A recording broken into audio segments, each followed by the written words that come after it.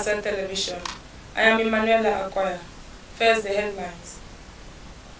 Resign now, David Mark urges Inec chairman. Dangote denies receiving additional cargo for refinery. Chief of Defense Staff charges journalists to be factual. Now the news in detail. A fresh political storm erupted on Thursday as the African Democratic Congress and the All Progressives Congress traded accusations over the role of the Independent National Electoral Commission in the deepening leadership crisis within the opposition party. The ADC, led by its national chairman David Mark, accused Inec of acting in a partisan manner and aiding an alleged plot to weaken opposition parties ahead of the 2027 general elections. The party demanded the imminent removal of Inec chairman Professor Josh Amupiton, citing loss of confidence in his ability to conduct credible elections. The controversy follows Inec's decision to delist key members of the ADC's National Working Committee, including David Mark and National Secretary Rauf Aregbesola. The commission said the action was in compliance with a court directive ordering all parties to maintain the status quo pending the determination of an ongoing legal dispute. Addressing journalists in Abuja, Mark described INEC's interpretation of the court order as flawed and accused the commission of undermining democratic principles. He alleged that recent developments point to a broader agenda to weaken opposition platforms and limit electoral competition ahead of 2027. The agenda is very clear: to create a situation where in 2027, President Bola Ahmed Tinubu emerges as the only option left for the people, despite the widespread suffering and wanton killings going on across the length and breadth of this country. According to him, the ADC's current leadership emerged from a National Executive Committee meeting held in 2025, which was monitored by INEC officials and duly communicated to the Commission. He argued that INEC's subsequent reversal, under the guise of maintaining the status quo, has effectively left the party without recognized leadership. By purporting to recognize Nafiu Bala Gombe as a faction, INEC seems to have conveniently forgotten that this individual had resigned his position to the knowledge of INEC itself. The crux of the matter is the interpretation of what constitutes status quo ante bellum, which the Court of Appeal directed should be maintained.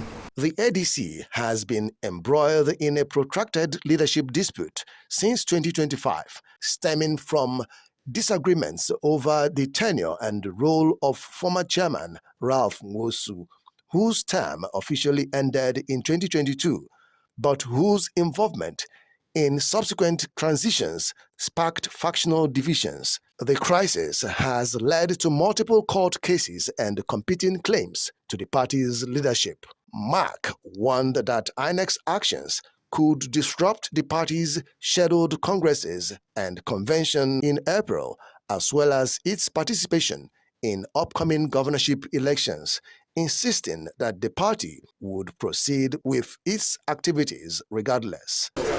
Nigeria will not be silenced. ADC will not be silenced. Nigeria will not be conquered, and ADC will not be conquered. Nigeria is rising, ADC is rising.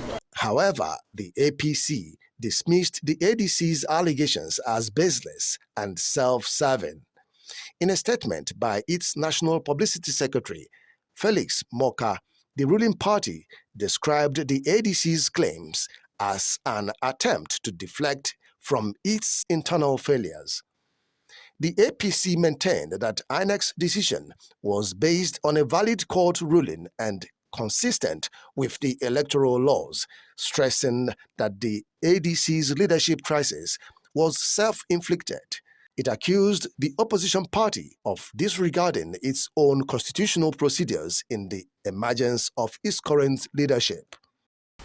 Officials of the Dangote Petroleum Refinery have dismissed reports claiming that the Nigerian National Petroleum Company Limited allocated 7 crude oil cargoes to the facility for mail loading. Although discussions are ongoing with NNPC, senior refinery officials disclosed on Thursday that they were unaware of any decision increasing their monthly allocation from 5 to 7 cargoes as reported. According to them, the refinery expects to receive 6.15 million barrels, but the 7 cargo increase is not known to NNPC. The Chief of Defense Staff General Olufemi Olatunbosun Oluyede has called on journalists to embrace responsible information management as a critical component for national security. At the Easter retreat organized by the Nigerian Union of Journalists, FCT Council, Oluyede emphasized that accurate and professional reporting is essential for Nigerians' unity and stability. He noted that the media plays a strategic role in shaping public perception and safeguarding national cohesion. He further urged journalists to prioritize truth and professionalism, noting that Nigerian stability depends not only on military efforts but also on responsible dissemination of information. Earlier, the chairman of NUJ FCT Council, Grace Ike, urged journalists to draw inspiration from the Easter message by renewing their commitment to truth, integrity, and professional excellence. She acknowledged the pressure faced by media practitioners, including tight deadlines, risks associated with truth-telling, and societal expectations, but encouraged them to remain steadfast in upholding the ethics of the profession. And that's the size of our package at this hour. Do well to follow us on all our social media channels for more news updates. On behalf of the news crew, I'm Emanuela Makwaya.